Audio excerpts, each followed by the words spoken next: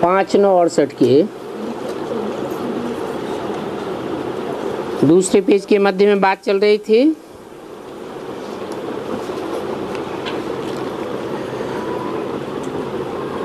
सर्वशास्त्र में शिरोमणि श्रीमद् भगवत गीता है।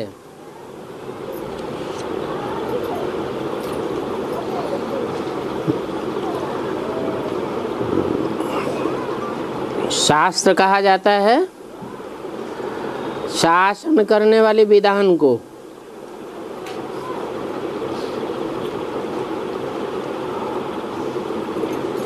शास माने शासन करना, और शासक बनता है शासन करने वाले को कहा जाता है। तो पुस्तक शासन करेगी,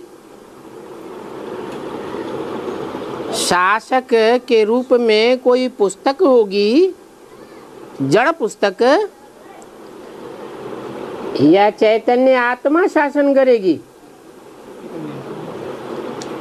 चैतन्य आत्मा ही शासन कर सकती है।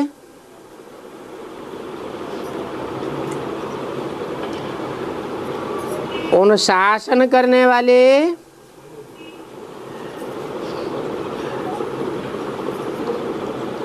शासकों के द्वारा बनाए हुए जो भी विधान हैं वो तो जड़ पुस्तक के रूप में बनाए जाते हैं, लेकिन असली शासन करता तो चैतन्य होता है ना।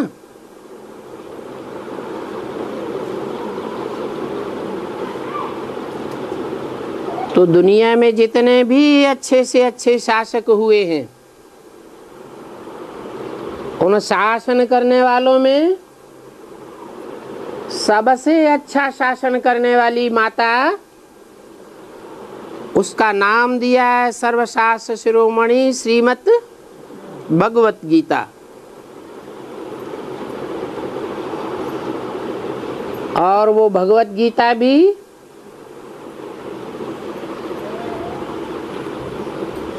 जो गाई हुई है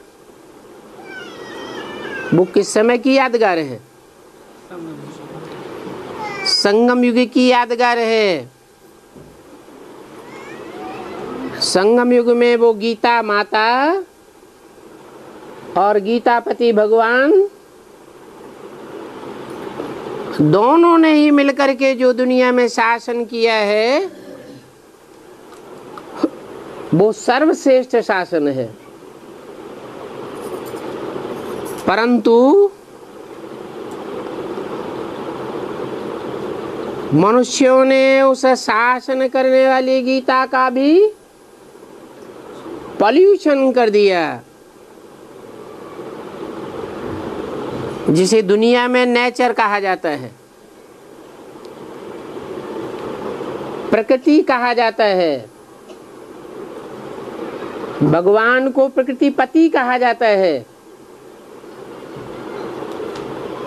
प्रकृति हमारी माता है, परंतु जब प्रकृति का पुरुष से कनेक्शन लोप हो जाता है, जो परम पुरुष कहा जाता है,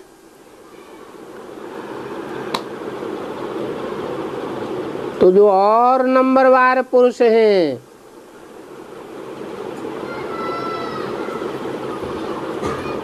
नर हैं, जो गीता को पॉल्यूट करते हैं।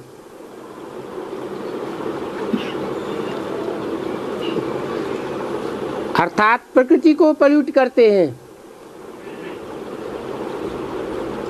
नेचर को पॉल्यूट करते हैं। उससे फिर 5 तत्वों का पॉल्यूशन बढ़ता है। वो 5 तत्व भी वास्तव में कोई जड़ मात्र नहीं है। जल वायु अग्नि आकाश, शास्त्रों में लिखा है ये देवताएं हैं, जिनको रावण संप्रदाय ने अपने कंट्रोल में किया हुआ था। रावण ने उन देवताओं को भी, जल वायु अग्नि आकाश, इनको भी अपनी चारपाई की पाटी से बांध कर रखा था। लेटे लेटे ही इशारा करता था,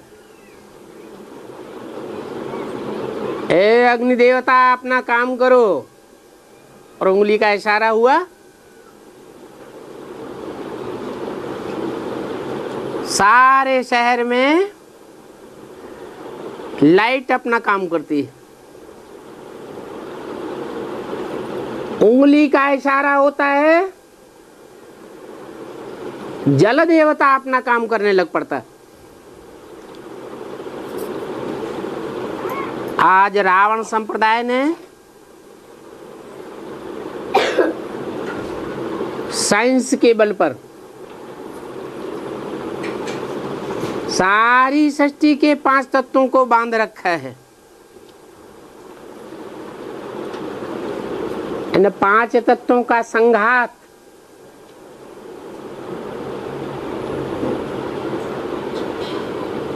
प्रकृति माता है।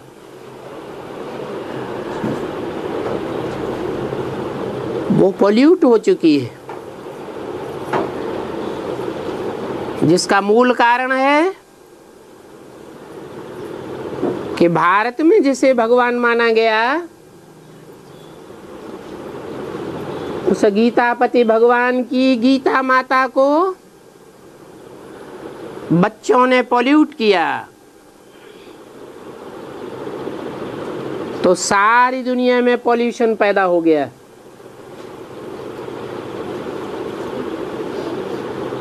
जो भी मनुष्य सृष्टि रूपी झाड़ है, जो भी मनुष्य मात्र हैं, उस झाड़ में पहला पत्ता कौन है? कृष्ण की आत्मा। कृष्ण की आत्मा से ही ये फाउंडेशन चालू होता है, जिसके कारण आज सारे भारतवर्ष में लोग कृष्ण को भगवान माने बैठे हैं, परम पिता समझते हैं, परमेश्वर समझते हैं। वास्तव में कृष्ण तो इस सृष्टि रूपी झाड़ का पहला पत्ता है, मनुष्य सृष्टि का पहला भाई है, बड़ा भाई है, दादा है। कलयुग में दादागिरी बहुत चलती है। गांव-गांव में, शहर-शहर में, दुनिया में, बड़े-बड़े महानगरों में, जो महान देश कहे जाते हैं, उनमें भी अमेरिका जैसे दादागिरी दिखाई रहा है।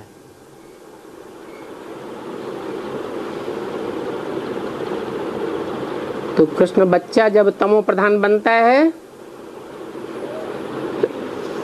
तो गीता माता का पति बन करके बैठ जाता है।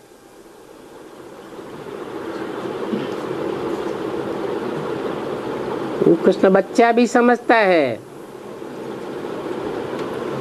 ये गीता मेरी मुट्ठी में है, मेरे कंट्रोल में है।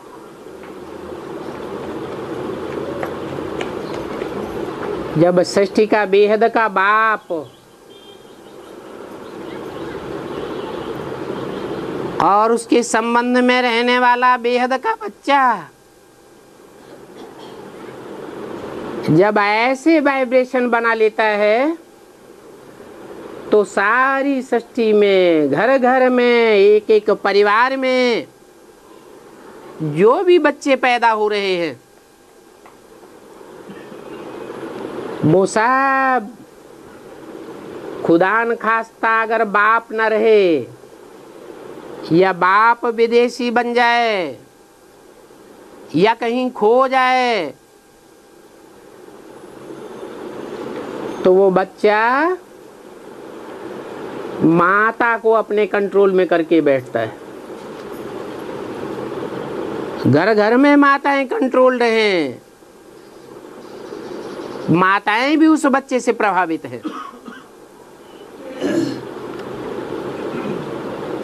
प्रभावित को प्रजा कहा जाता है। माता रचना होना चाहिए या रचयिता होना चाहिए? माता की स्टेज तो रचयिता की है, बाप के साथ है, बाप के साथ सहयोगी है। तो जैसे बाप रचयिता है, बाप बीज बोता है, माता उस बीज को धारण करती है, 9 महीने पालन करती है, जन्म का दुख भोगती है। जो पालना बाप नहीं कर सकता है वो पालना माता करती है। शिशु की पहली पढ़ाई लिखाई जो कोई टीचर नहीं कर सकता प्यार से, वो माता ही करती है। और जब वो बच्चा बड़ा हो जाता है, पालना लेते लेते, तो वो रचयिता माता पिता अपने सारे जीवन की कमाई उस बच्चे को सौंप करके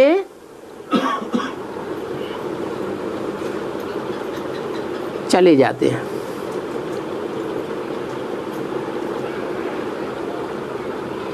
तो ऐसे माँ बाप की तो कितनी मान्यता होनी चाहिए। उसमें भी माँ की मान्यता तो भारतवर्ष में, भारतीय शास्त्रों में बहुत प्रसिद्ध है। माता के लिए खास कहा जाता है, माता को माता न भवति। बच्चा कैसा भी हो, लूला लंगड़ा हो, कुपत्ता हो, चोर डकैत हो, लेकिन माता की ममता उस बच्चे को अपनी गोद से अलग करने की नहीं होती। उस बच्चे को ममता दे में पालना देती रहती है। आज नहीं तो कल सुधर जाएगा। इतना त्याग माता के अंदर होता है। उसी माता को बच्चे अपने कंट्रोल में लेकर के बैठते हैं। ऐसे कंट्रोल में लेते हैं जैसे कि उस माता के पति बनकर के बैठे हुए हो। ये तो घोर अनर्थ हो गया। भारतवर्ष में जब ऐसी हालत हो जाती है कि कृष्ण को ही गीतापति भगवान मान लिया जाता है, तो सब भारतवासियों की दुर्गति नहीं होगी तो सदगति होगी, और भारतवासियों की दुर्गति होगी तो सारी दुनिया की दुर्गति कोई रोक नहीं सकता। सब धर्म दुर्गति को पाए हुए हैं, सब की मेंटलिटी नीचे गिरी हुई है। ये रहस्य भगवान बाप आकर के खोलते हैं। बच्चे, गीता का भगवान इस मनुष्य सृष्टि का पहला पत्ता कृष्ण नहीं है, बल्कि उस पहले पत्ते को जन्म देने वाला गीतापति भगवान है।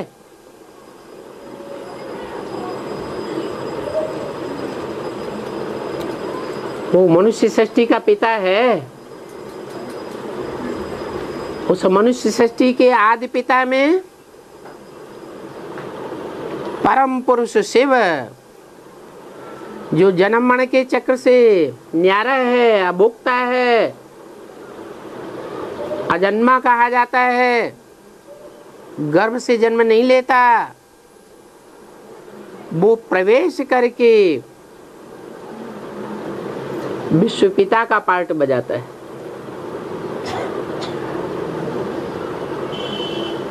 इसलिए गीता को सर्वशास्त्रमयी शिरोमणि कहा जाता है।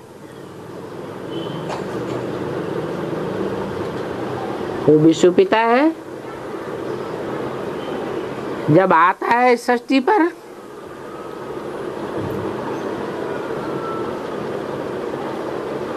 तो इस षष्ठी पर सारे विश्व का पालन पोषण का कार्यभार करता है, अपने हाथ में लेता है और माता भारत में घर संभालती है। माता का काम ही होता है घर संभालना। भारत को माता कहा जाता है। और देशों में उस माता की इतनी मान्यता नहीं है। विदेशी गॉड फादर को मानते हैं या गॉड मदर को मानते हैं? गॉड फादर को मानते हैं। अगर गॉड मदर को भी मानते होते तो जब से ये विदेशी इस दुनिया में आए हैं, इब्राहिम, बुद्ध, क्राइस्ट, गुरु नानक आदि, तब से प्रकृति का पॉल्यूशन नहीं करते, आक्रामक नहीं बनते, दूसरे के देशों पर, दूसरे राज्यों पर हमला नहीं करते।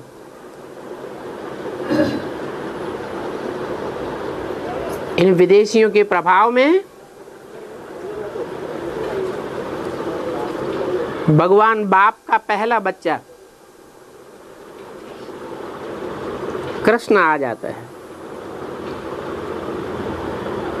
पहला पत्ता जब प्रभावित होता है, जो आदि सनातन देवी देवता धर्म का पहला पत्ता है,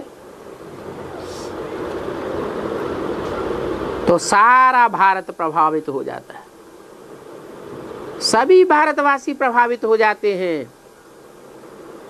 जो भी 33 करोड़ देवताएं गाए हुए हैं भारत के, वो सब एक एक करके विदेशियों की चपेट में आते हैं, प्रभाव में आते हैं और दूसरे दूसरे धर्मों में कन्वर्ट होते जाते हैं। भारतवासी ही दूसरे धर्मों में कन्वर्ट हुए। जो दूसरे धर्म के पक्के हैं, जो आत्माएं द्वापर युग से डायरेक्ट ऊपर से आती हैं और धर्मों में अपना राज्य जमाती हैं और देशों में पनपती हैं, वो आत्माएं कभी कन्वर्ट नहीं होती। क्रिश्चियंस कभी हिंदू नहीं बने होंगे, बौद्धी कभी हिंदू नहीं बने होंगे,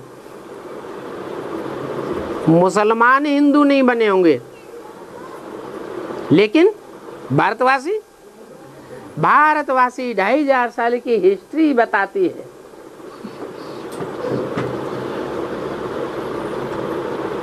जिन भारतवासियों को नर से नारायण तुल्य देवता भगवान ने बनाया था गीता ज्ञान देकर, गीता में ज्ञान ही है। नर अर्जुन को नर से नारायण बनाने का ज्ञान दिया गया और नारी द्रौपदी को नारी से लक्ष्मी बनने का ज्ञान दिया गया और उन नर नारायण को उनकी सारी प्रजा ने फॉलो किया। यथा राजा तथा प्रजा। वो नारायण और लक्ष्मी ही देवता नहीं बनते हैं। जितने भी भारतवासी हैं वो सब लक्ष्मी नारायण जैसे देवताएं बनते हैं। भगवान आकर के उनको राजयोग सिखाते हैं। विदेशी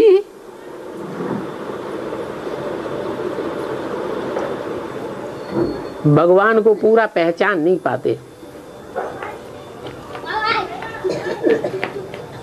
क्योंकि पूर्व जन्मों के कर्म ऐसे किए हुए हैं जिनके एवज में उनको ऐसी बुद्धि मिलती है कि भगवान की गहराई से जो पहचान होनी चाहिए वो नहीं पहचान पाते। भगवान तो आकर के प्रवृत्ति मार्ग की स्थापना करते हैं।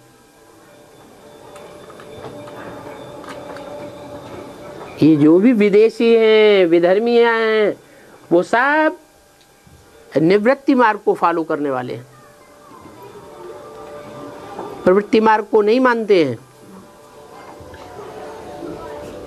भगवान बाप आएगा तो किसका आधार लेगा? वो तो निराकार है, निरंजन है। उसको पापों का अंजन, पापों का काजल नहीं लगता है, क्योंकि वो अकर्ता है। अच्छे बुरे कर्मों का लेप छेप उसको नहीं लगता। ज्ञान का सागर है,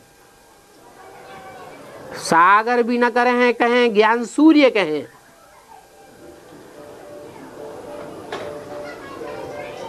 वो कभी किसी से प्रभावित नहीं होता। वो परमपिता परमात्मा इस सृष्टि पर आते हैं तो सिर्फ कौन से देश में आते हैं? भारत में आते हैं, कोई दूसरे देश में नहीं आते। कारण क्या है? कोई तो कारण होगा। एकमात्र एक ही कारण है कि जो भारत की माताएं हैं, भारत की कन्याएं हैं, उनमें विदेशी कन्याओं माताओं के मुकाबले प्योरिटी का परसेंटेज बहुत ज्यादा है। ये भारत की कन्याएं माताएं ऐसी गौएं हैं जिन गौओं को माता पिता जिस खूंटे पर जीवन भर के लिए बांध देते हैं, सारा जीवन वहां रह करके अब व्यभिचारी जीवन बिताती है। कोई भी प्रकार का व्यभिचार पसंद नहीं है। इसलिए भारत में भगवान आते हैं। भगवान एवर प्योर है, उसे क्या पसंद होगा? प्योरिटी पसंद होगी।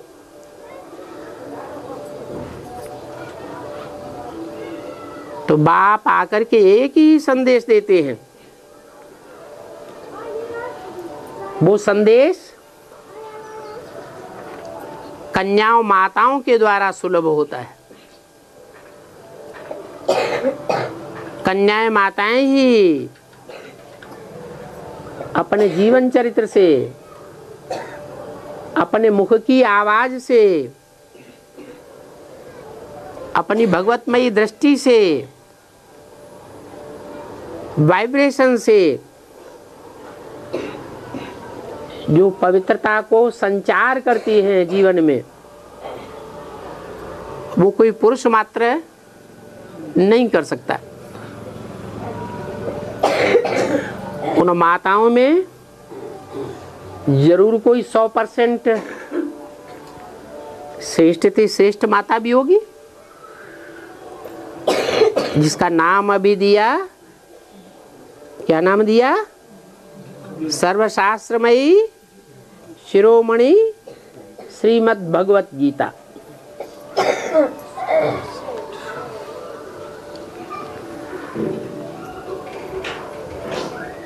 एक है भगवान की बनाई हुई श्रीमद् भगवत गीता,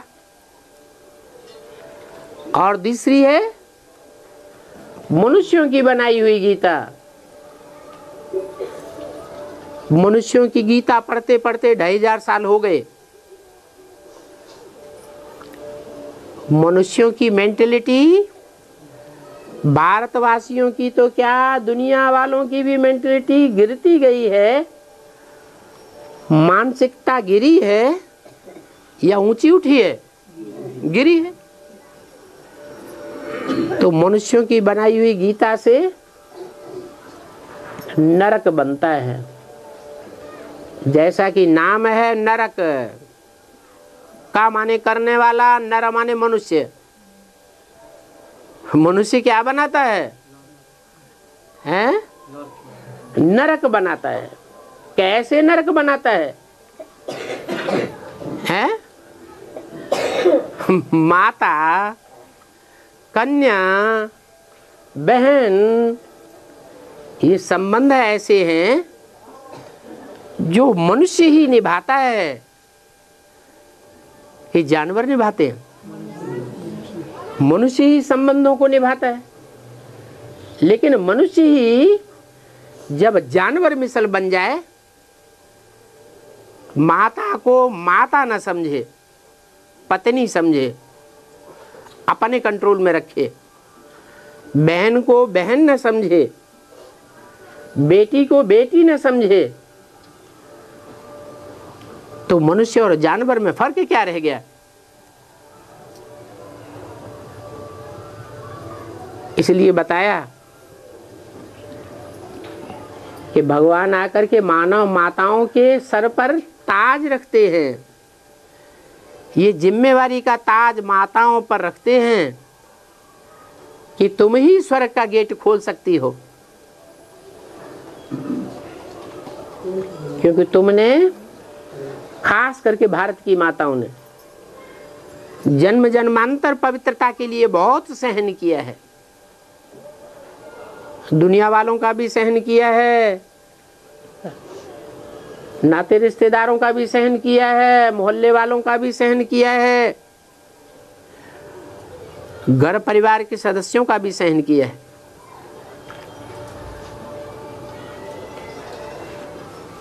इसलिए भारत की माताओं के ऊपर ये ताज भगवान ने रखा कि तुम ही स्वर्ग का गेट खोल सकती हो।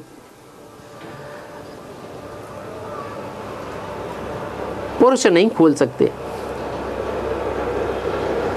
जब पुरुष खोल नहीं सकते तो फिर पुरुषों को ज्ञान सुनाने का हक है? नहीं है। लेकिन प्रश्न ये पैदा होता है कि पुरुषों को ज्ञान सुनाने का भी हक नहीं, क्योंकि मुख पवित्र नहीं है। उसे कमल मुख नहीं कह सकते, कमल नेत्र नहीं कह सकते, कमल हस्त, कमल पाद नहीं कह सकते, क्योंकि इंद्रियों से पवित्र नहीं बने हैं। मनसा ही पवित्र नहीं है। मन तो इंद्रियों में सबसे मुखिया है ना, और मुखिया ही पवित्र नहीं है तो उसके संगी साथी हाँ पवित्र ही रहेंगे। तो ये पवित्रता का बीड़ा, पान का बीड़ा उठाने के लिए नंबरवार माताएं आगे आती हैं। उन माताओं में कोई अव्वल नंबर माता भी होगी। कौन होगी? है अव्वल नंबर माता वो ही हो सकती है जो सर्वशास्त्रमयी शिरोमणि श्रीमद् भगवत गीता गाई हुई है। ये गायन संगम युग का है। नारी से पुरुषार्थ करके पहले नंबर में लक्ष्मी का पद प्राप्त किया है।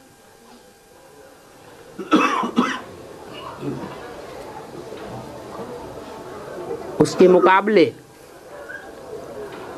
और जो भी माताएं हैं वो नंबरवार पुरुषार्थ अनुसार है। इसलिए अव्यक्तवाणी में भी बाबा ने हम बच्चों को आदेश दिया, अभी क्या करना है? 70-71 साल तो बीत गए पुरुषार्थ करते करते। डायरेक्शन मिला भगवान का, पवित्र बनो, योगी बनो। कहां तक पवित्र बने, कहां तक योगी बने?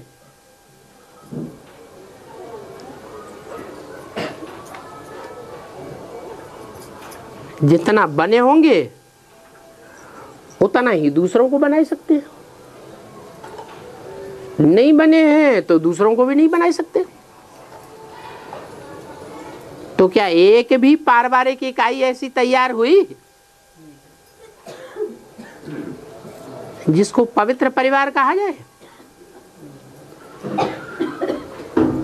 नई दुनिया स्थापन होगी तो कोई तो पारिवारिक इकाई पहली तैयार होगी ना, जो पहले पहले पवित्र बने, पवित्र वातावरण बनाए, पवित्र दृष्टि बनाए, पवित्र वृत्ति बनाए, ज्ञान इंद्रियों को पवित्र बनाए। जैसे कान हैं, कान अच्छा भी सुनते हैं और बुरा भी सुनते हैं। पवित्र कान किनको कहेंगे? है जो अच्छा ही सुनने के आदी हो। अगर कोई बुरा सुनाता भी है तो एक कान से सुने, दूसरे कान से निकाल दे, अंश मात्र भी उन सुनी हुई खराब बातों से प्रभावित न हो तो कहेंगे कान पवित्र है। जैसे भारत में गाया जाता है, सदगुरु निंदक ठौर न पावे। तो सदगुरु की अगर थोड़ी भी ग्लानि कोई सुनाए और सुनी ही बातों को धारण कर लिया और दूसरों को सुनाया तो प्रभावित कहेंगे या नहीं कहेंगे? है प्रभावित हुआ। अगर प्रभावित न हुआ होता तो दूसरों को सुनाने की क्या जरूरत? दूसरों को सुनाते हैं, इसका मतलब एडवर्टाइजमेंट करते हैं। किस बात का? गुरु की ग्लानि का एडवर्टाइजमेंट करने में लगे हुए हैं।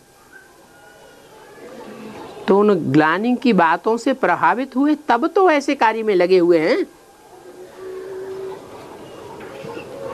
तो कान व्यभिचारी बन गए। इसलिए बाबा ने बोला है एक से सुनना है। अगर औरों से भी ज्ञान सुना तो ज्ञान भी व्यभिचारी हो जाएगा। मान लो दुनिया में 8-10 बड़े बड़े धर्म हैं जो फैले हुए हैं और उन धर्मों के फैलाने वाले 10 धर्म पिताएं हैं।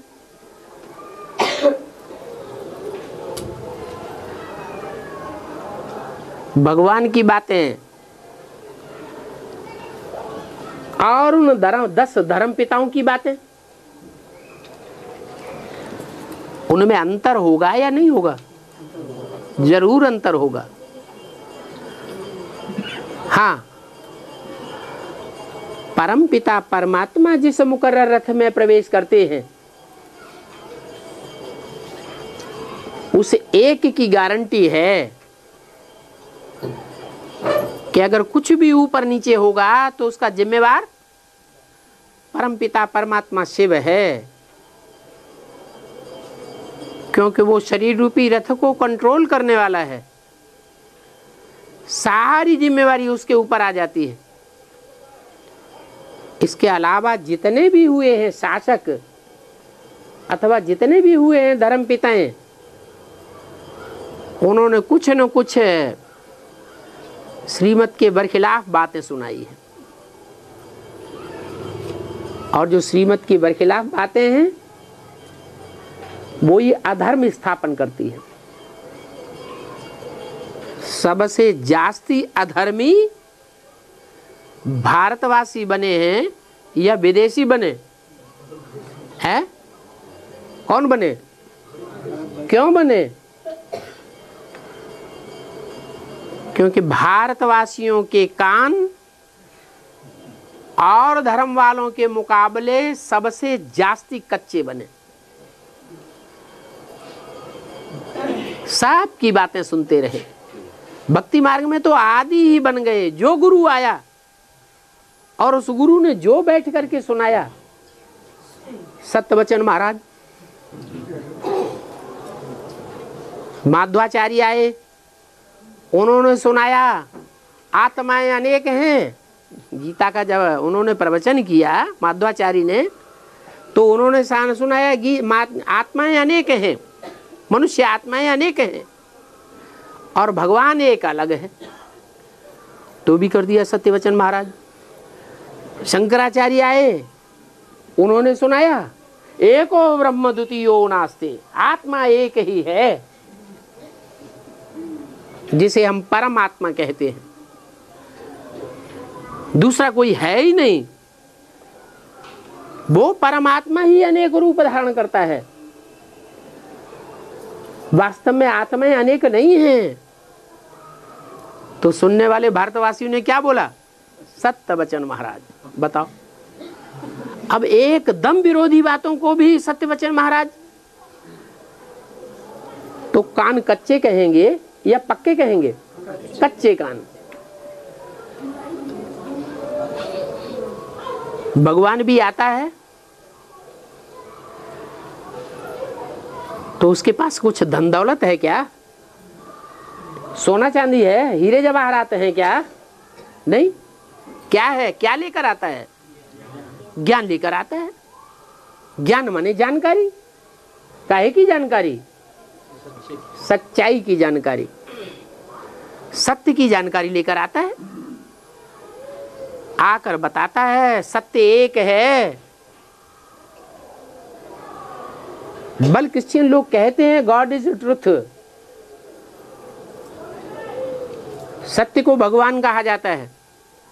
हिंदू भी कहते हैं सत्यम शिवम सुंदरम। लेकिन वो सत्य कौन है? अरे कोई है या सारे ही सत्य हैं? है? सबको धर्मराज की सीट पर सुप्रीम जस्टिस बना के बैठा दिया जाए। सत्य की परिभाषा कौन बताएगा? जो सदा सत्य है वो ही आकर के सत्य की परिभाषा बताता है। उसको सदा शिव कहा जाता है। वो सदा शिव इस सृष्टि पर जब आते हैं तो सबसे जास्ती महिमा किसकी करते हैं? है? गीता की महिमा करते हैं। इसलिए उसका नाम ही क्या रख दिया? गीत। क्या? जो भी बोला वो क्या है? पोइट्री है, कविता है। वो कविता का अर्थ हर मनुष्य के जानने की बात नहीं है। उसकी गहराई एक परमपिता परमात्मा ही बता सकता है। इसलिए वो टीचर भी है। गीता माता के रूप में सृष्टि पर आता है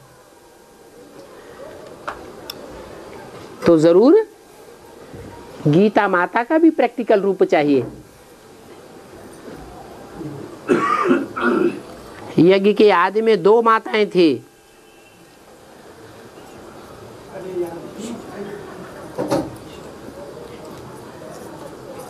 एक माता सारे यज्ञ को कंट्रोल कर रही थी।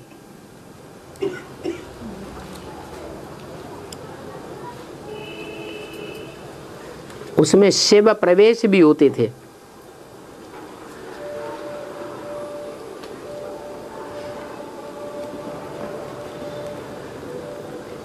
दूसरी माता, उसमें प्रवेशता की कोई प्रूफ नहीं मिल रहा है।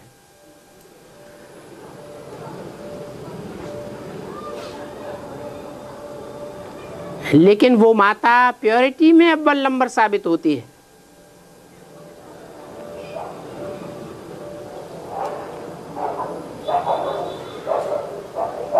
अब परमपिता परमात्मा जो एवर प्योर है वो पवित्र में आवेगा या अपवित्र में आवेगा? अपवित्र में ही आता है। चाहे पुरुष हो चाहे माता हो, उसको प्रवेश अपवित्र में ही करना है। जो आत्मा सृष्टि रूपी रंगमंच पर 100% पवित्रता का पार्ट बजाने वाली श्रीमद् भगवत गीता इस नाम से पुकारी गई, वो तो ऊंचे से ऊंचा पद हो गया।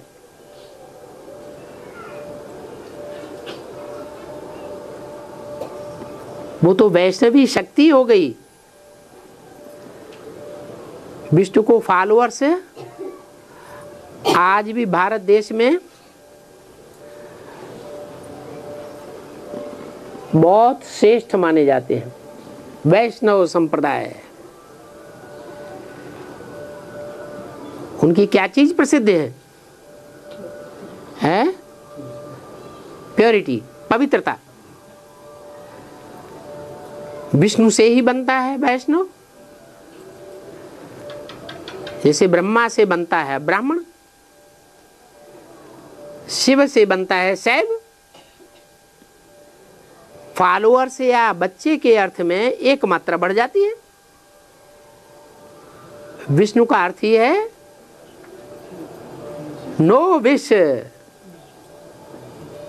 जिसमें विषय विकार का नाम निशान भी नहीं है।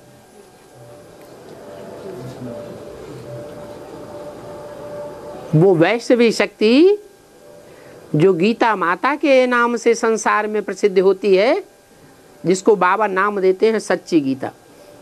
कैसी गीता? सच्ची गीता। इसका मतलब एक का नाम सच्ची गीता है तो जरूर कोई झूठी गीता भी है। झूठी गीता वो जो दूसरों से प्रभावित हो जाए, और सच्ची गीता वो जो एक के सिवाय और किसी से प्रभावित न हो।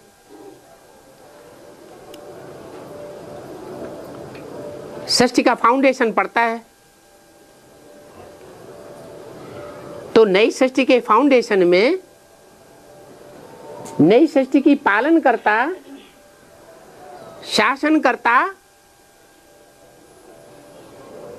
जो घर परिवार की पालन करने वाली हो, उसका नाम क्या हुआ?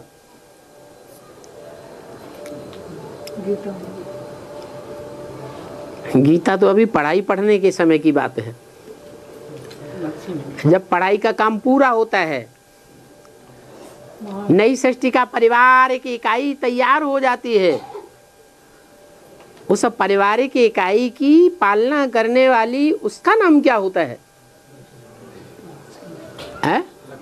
वैष्णवी। वो वैष्णवी शक्ति परिवार को पालना करने वाली निमित्त बनती है। ये परंपरा अभी तक चली आई है। बच्चों की पालना कौन करती है? माता करती है या पिता करता है? पिता तो घड़ी घड़ी गुस्से में आ जाएगा। पिता बच्चे की जीवन भर टट्टी पेशाब साफ करेगा? उसका रोना धोना सुनेगा? नहीं सुनेगा।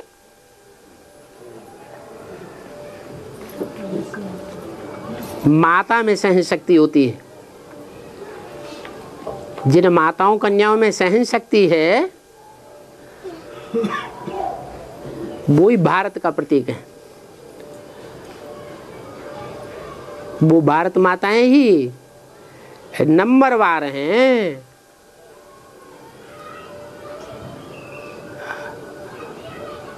भरत की पुत्रियों को कहा गया है भारत माता। भरत कहा जाता है भरण पोषण करने वाले को।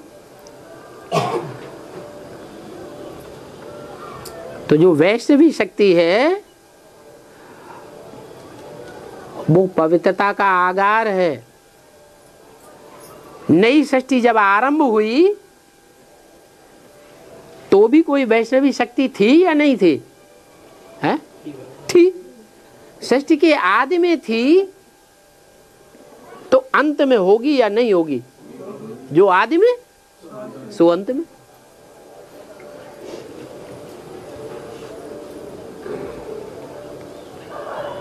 वो ही आत्मा है जो संगम युग में संगम युगी लक्ष्मी नारायण बनती है, संसार में पहली पहली पारिवारिक इकाई की रचना करने के निमित्त बनती है।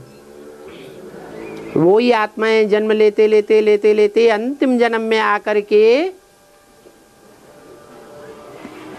ऐसा पवित्र युगल बनती है जिनमें पहले पहले परमपिता परमात्मा प्रवेश करके ज्ञान की धन संपत्ति का बीजारोपण करते हैं।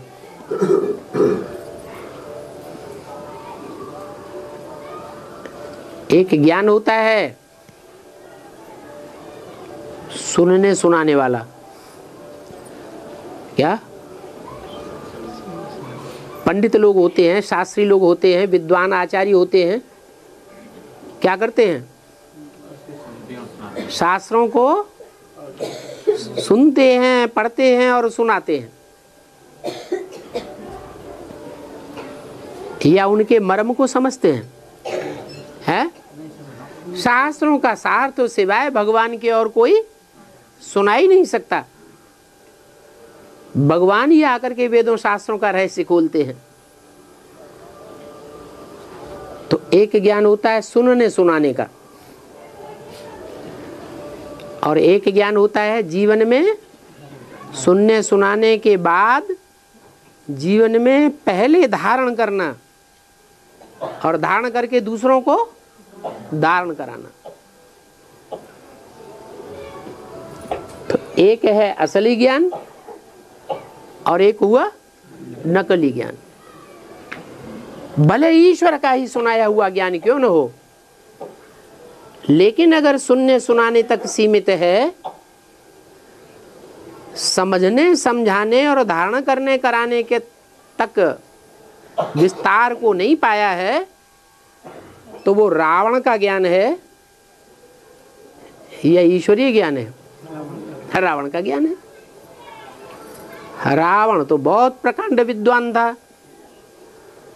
चित्रों में दिखाते हैं हाथ में, रावण के हाथों में वेद शास्त्र होते हैं।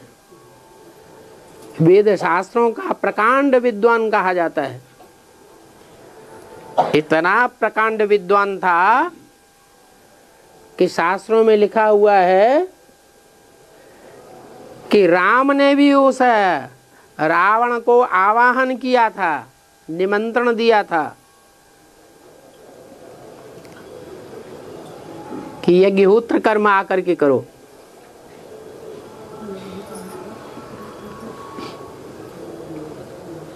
और उन्हें भी मान्यता तो दी, लेकिन उसने क्या किया? निमंत्रण को स्वीकार किया या ठुकरा दिया? है? ठुकरा दिया। तो ज्ञान था या अज्ञान के कारण ठुकरा दिया? अज्ञान था। ज्ञान होता तो पहचानता कि ये तो मनुष्य सृष्टि की बीज रूप आत्मा, जिसे सूर्यवंशियों का मूल कहा जाता है, जिसमें परमपिता परमात्मा साक्षात प्रवेश करके मुकर्रर रूप से पार्ट बजाते हैं, उसके द्वारा निमंत्रण मिला है। तो अकेले रावण की बात नहीं है। जितने भी विद्वान पंडित आचार्य हैं, जब भगवान आकर के ये ज्ञान यज्ञ रचते हैं, उन सब विद्वान पंडित आचार्यों को निमंत्रण दिया जाता है, परंतु उस निमंत्रण को स्वीकार कर पाते हैं? तहे दिल से नहीं स्वीकार कर पाते। तो एक होता है सुनने सुनाने का ज्ञान, जिस ज्ञान को दूसरी माता ने धारण किया, सुनाया भी और सुना भी, सुनने सुनाने तक सीमित रहा, रिजल्ट ये निकाला कि गीता का भगवान दादा लेखराज कृष्ण या रामबली आत्मा है? यज्ञ के आदि में उस माता ने रिजल्ट क्या निकाला? दादा लेखराज कृष्ण गीता का भगवान। गीता माता का साकार में अगर कोई भगवान इस सृष्टि पर है तो कौन है? दादा लेखराज। और वो परंपरा अभी तक भी बेसिक में चली आ रही है। वो ही माता वहां शरीर छोड़ती है, अंतमते सुगति मिलती है, दूसरा जन्म लेकर आती है, फिर फाउंडेशन डालती है। एडवांस ज्ञान का फाउंडेशन कौन सी माता के द्वारा पड़ा? वही गीता माता के द्वारा, जिसने सारा ज्ञान सुना और दूसरों को सुनाया भी। लेकिन जो मूल तंत्र है कि भगवान कौन, गीतापति भगवान कौन, ये स्वयं की बुद्धि में बैठा क्या? बैठा होता तो उस भगवान के स्वरूप को छोड़ ही नहीं सकती।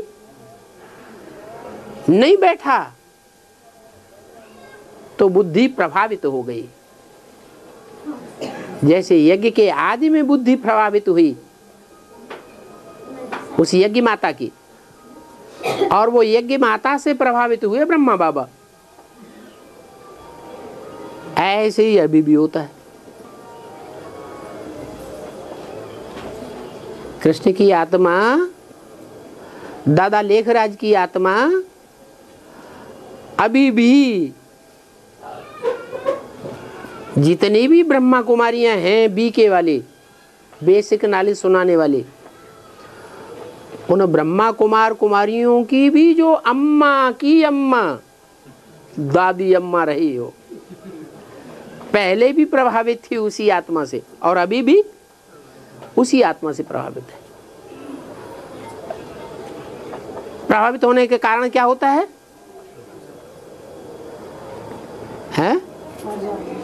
प्रभावित होने का कारण है गहराई तक ज्ञान की समझ नहीं है, बच्चा बुद्धि होने के कारण।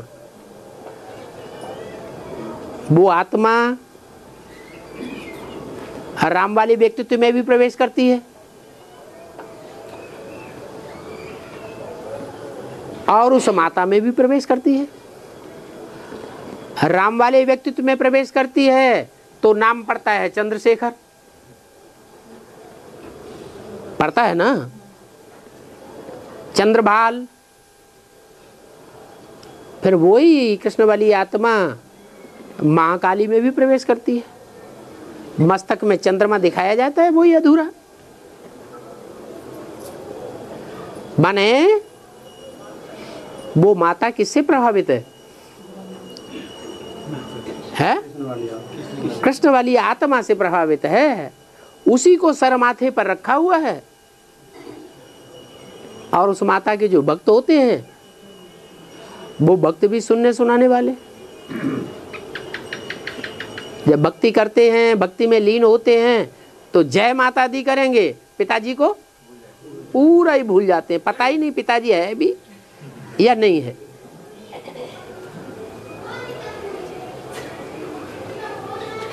तो माता जिसने कृष्ण बच्चे को दुनियावी लोगों से प्रभावित होकर के अपना पति भगवान मान लिया, सर माथे पर धारण कर लिया,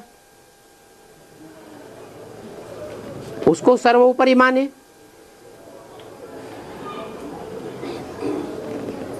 तो विनाश करेगी या स्थापना पालना करेगी? विनाश की कारण बन जाती है महाकाली। और एक दूसरी माता भी थी जिसने दादा लेखराज ब्रह्मा के साक्षात्कारों का क्लैरिफिकेशन सुना, बुद्धि में धारण किया, बोला किसी से नहीं।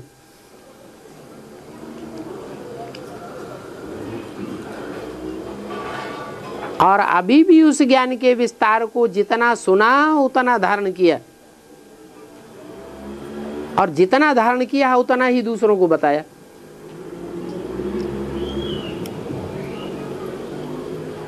जब एडवांस ज्ञान सुनेगी, क्योंकि एडवांस पार्टी को डायरेक्शन मिला है, क्या करो, विजय माला का आवाहन करो।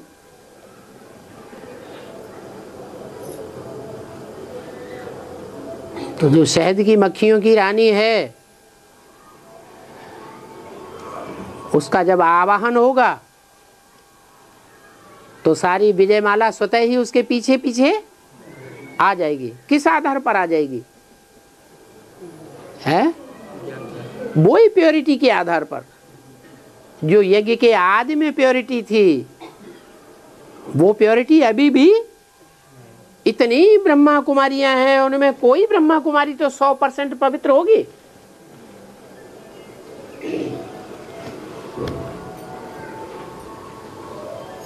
कोई तो चंद्रवंशियों के बीज, कोई ऐसी कन्या कुमारी होगी, क्यों तो माताएं तो उतनी पवित्र नहीं होती हैं, लेकिन कुमारियां तो पवित्र होती हैं।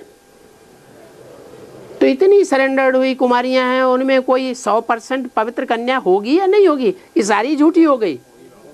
जरूर होगी।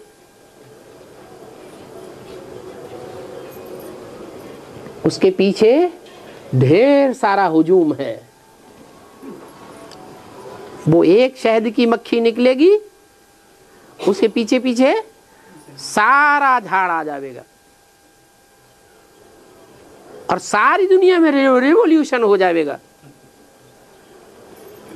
ये रेवोल्यूशन की शुरुआत पहले ब्राह्मणों की दुनिया से होगी।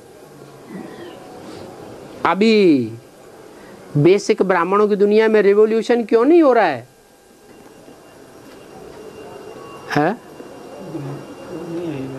क्योंकि सरेंडर्ड वर्ग में से कोई नहीं निकलता। सारे नॉन सरेंडर्ड समर्पित हो रहे हैं कि सरेंडर्ड समर्पित हो रहे हैं? नॉन सरेंडर निकल रहे हैं। बने घरगस्थ के कीचड़ में से रहने वाली आत्माएं सरेंडर हो रही हैं, गीता पाठशालाएं खोल रही हैं, अपने को समर्पित समझ के चल रही हैं, नंबर 12 हले हैं। लेकिन जो संपूर्ण समर्पित जीवन बिताए रहे हैं बेसिक ब्राह्मणों की दुनिया में और चंद्रवंश की पालना में चल रहे हैं, कौन सी पालना? चंद्रवंश। एक होता है सूर्यवंश, एक होता है चंद्रवंश। इंद्रियों में ज्यादा गर्मी किसमें भरी हुई होगी? सूर्यवंशियों की इंद्रियों में ज्यादा गर्मी भरी हुई होती है, और चंद्रवंशियों में ठंडापन होना चाहिए। आदि से ही ब्रह्मा की आत्मा ठंडा पार्ट बजाती आई है, सहनशीलता का पार्ट बजाती आई है। एक भी ब्रह्मा कुमार कुमारी नहीं होगा जिसने ब्रह्मा बाबा के जीवन में थोड़ा भी अनुभव किया होगा, वो कभी ये नहीं कहेगा कि ब्रह्मा बाबा ने हमको दृष्टि मात्र से भी दुख दिया। उनके संग से आत्माओं को शीतलता की प्राप्त हुई, लेकिन कभी आंख से भी तुर्स नहीं हुए। तो ऐसे चंद्रवंश में पलने वाली जो अव्वल नंबर चंद्रिका होगी, जिसका नाम शास्त्रों में राधा दिया गया है, शास्त्रों में नाम दिया है सीता। सीता माने गरम या ठंडे? शीतल। सीता माने शीत, इंद्रियों से भी शीतल, वाचा से भी शीतल, दृष्टि से भी शीतल और वाइब्रेशन से भी शीतल। ऐसी आत्मा जब एडवांस पार्टी में आती है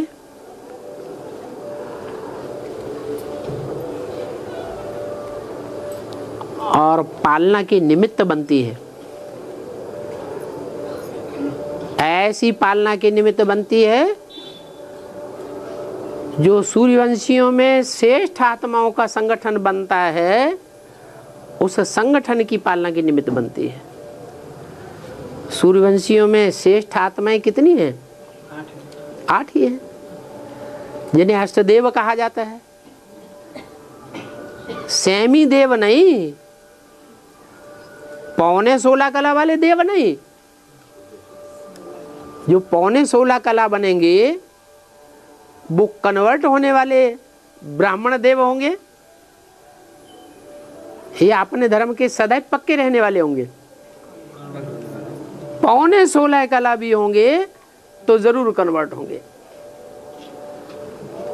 जो पूरे 16 कला संपूर्ण बनते हैं और इसी जन्म में बनते हैं, इसी जन्म में नई दुनिया का फाउंडेशन लगाने के निमित्त बनते हैं, वो ऐसी 8 श्रेष्ठ आत्माओं के पारिवारिक इकाई को पालना देने के निमित्त बनती है। वो पालना सच्ची गीता की है, झूठी गीता की नहीं होती।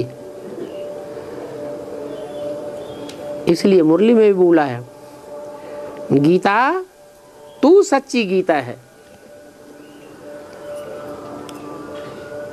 सच्ची सच्ची पालना देने वाली तो वो गीता है जो नई दुनिया का फाउंडेशन लगाती है। उसके लिए बोला गया है सर्वशास्त्रमयी शिरोमणि श्रीमद् भगवत गीता। अपने कर्मों से श्रीमत दिखाती है, वाचा से उतना नहीं। काहे से? लोगों के ऊपर प्रभाव पड़ता है, कर्मों के आधार पर प्रभाव पड़ता है, दृष्टि के आधार पर प्रभाव पड़ता है। वातावरण वायुमंडल जो बनाती है उस वायुमंडल से प्रभाव पड़ता है। तो ऐसी गीता है ईश्वर की मत। एक होती है ईश्वरीय मत और दूसरी होती है आसुरी मत। मत माने बुद्धि, अकल। तो आसुरी मत, ईश्वरीय मत और दैवी मत, 3 प्रकार की मतें हैं। ईश्वरीय मत सिर्फ संगम युग में मिलती है और युगों में ईश्वरीय मत नहीं मिलती, न सतयुग में, न त्रेता में, न द्वापर में, न कलयुग में। और आसुरी मत है द्वापर कलयुग में मिलती है और संगम युग में नहीं मिलती है। अगर संगम युग में मिलती नहीं है तो फिर कन्वर्ट होने वाले ब्राह्मण कहाँ से पैदा हो गए? ब्राह्मण से देवता कन्वर्ट होने वाले सेमी देवता कैसे बनेंगे? कहाँ बन रहे हैं? अभी बन रहे हैं। एक की बातें नहीं सुनेंगे, जिनसे जिनसे भी बातें करेंगे, इधर बातें करेंगे, उधर बातें करेंगे, रज रज की बातें करेंगे। ऐसे बातें करेंगे जैसे इनकी बातें आपस में सच्ची हैं और बाकी सारी दुनिया झूठी है। तो आसुरी मत संगम युग में भी है, आसुरी मत द्वापर कलयुग में भी है, लेकिन सतयुग त्रेता में आसुरी मत नहीं होती। और दैवी मत द्वापर कलयुग में दैवी मत नहीं होती। और कहाँ होती है?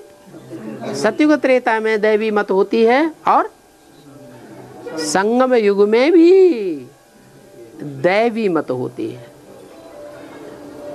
कैसे? क्या प्रूफ है? दैवी मत का क्या प्रूफ है? अभी दैवी मत देवता देगा, ईश्वर देगा या असुर देगा? देवता देगा। कौन है देवता? अगर है तो बताओ। महादेव है। महादेव मत देने वाला है तो शिव बाबा ईश्वर है या देवता है? हैं? ईश्वर है। फिर देवता, देवता मत संगम युग में कहां से आई? संगम युग में देवताई मत है या नहीं है? हैं? अरे है कि नहीं? माता है तो चुपचाप बैठी है। हाँ, ब्रह्मा की सोल जब निराकारी स्टेज धारण करती है, राम वाले व्यक्तित्व में प्रवेश करके पार्ट बजाती है, तो संग का रंग लगता है या नहीं लगता है? है? लगता है।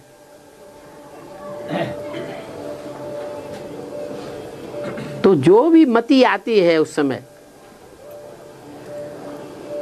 वो मति श्रेष्ठ मति है या दुष्ट मति है? श्रेष्ठ मति आती है। और वो जो भी उस मति से धारण करेगी, क्योंकि देवात्मा है, 100% देवात्मा है, 16 कला संपूर्ण। वो आत्मा जब भी जाती है गुलजार दादी में वाणी चलाती है, तो एक भी महावाक्य ऐसा नहीं होता है जो ईश्वर की वाणी मुरली के बरखिलाफ हो।